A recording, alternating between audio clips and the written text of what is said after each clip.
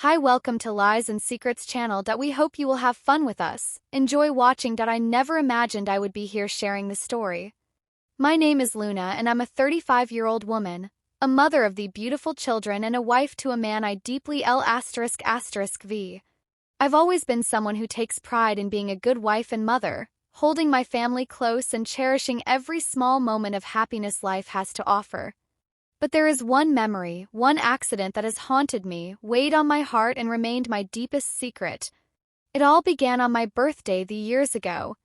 My husband Edward knew I had always wanted a pet, something to add a bit of joy to our home. So on that special day, he surprised me with a German Shepherd puppy. We named Cooper. From the moment I held him, I was an L***V. He was playful, loyal, and brought so much energy into our lives. Cooper was like another family member, a little friend who L***ed me unconditionally. I spent countless hours with him, walking him, training him, and simply enjoying his company. Cooper was adored by everyone, my children L***ed him. Edward often joked that Cooper was my third child, and in many ways he was. He would follow me around the house, curling up next to me whenever I sat down. He L***ed being near me, and the feeling was mutual. I would often spend quiet moments with Cooper in the backyard, throwing a ball or sitting under the old oak tree while he lay beside me. Over time, Cooper became my quiet confidant.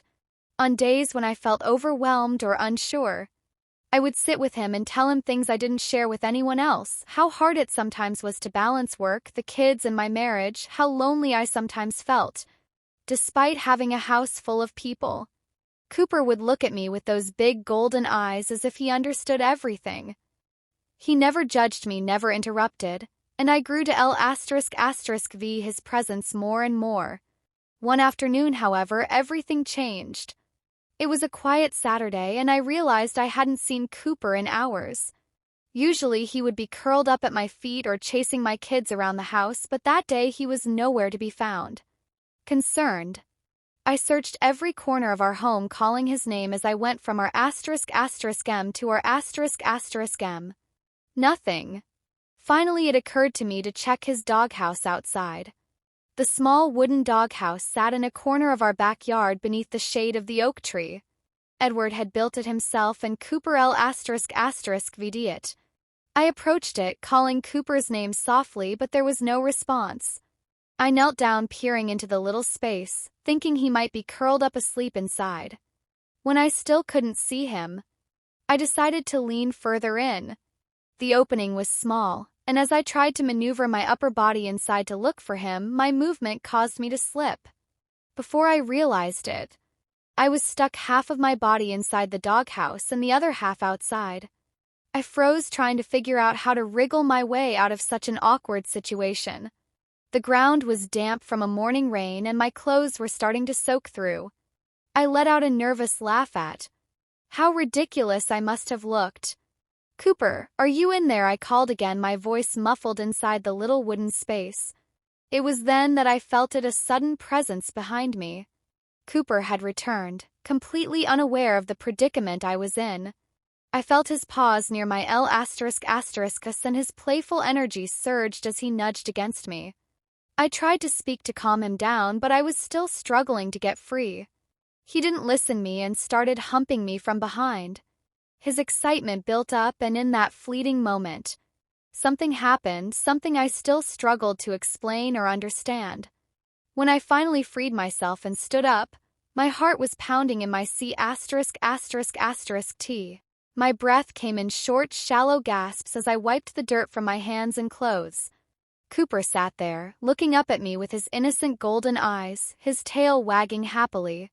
He didn't know how could he to him. I was the same Luna who had L***vd him since the day we brought him home, but I wasn't the same. Something inside me had shifted. I felt as if I had crossed a line I couldn't define but knew I couldn't come back from. I was overwhelmed with shock, confusion, and guilt. I knelt down and hugged Cooper tightly, tears welling in my eyes. "It's okay, Cooper," I whispered. "It's okay." For days after I couldn't shake the feeling. I couldn't look at Cooper the same way, though he remained the same loyal and loving companion he had always been. Edward noticed something was off. He would ask me if I was feeling okay if something was wrong, but I always brushed it off, just tired. I'd say, forcing a smile. How could I explain something I didn't understand myself? How could I tell him about the S******E? I carried S******E born from a moment so fleeting, so surreal, yet so deeply unsettling. At night, I would lie in bed, staring at the ceiling, replaying that moment over and over. Question myself, my sanity, my sense of control. It was an accident, I would whisper to myself. It meant nothing, but the guilt sat like a stone in my C*******T, refusing to move.